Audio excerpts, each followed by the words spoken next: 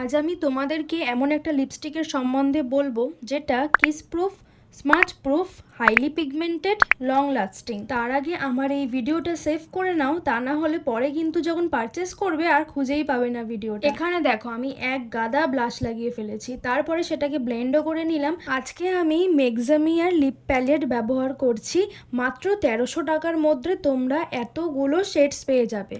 আর আমি যে শেডসটা এখানে অ্যাপ্লাই করেছি সেটা আমি স্ক্রিনে মেনশন করে দিলাম। আবারও বলছি তোমাদের, এই লিপস্টিকগুলো কিন্তু kiss proof, smudge proof, highly pigmented and long lasting. অন্য একটা ভিডিওতে আমি তোমাদের একদিন সব শেডসগুলো শেয়ার করে দেবো। এখানে আমি পুরো কনফিউজড হয়ে গেছিলাম যে কোন ব্যাগটা নিয়ে বেরোবো।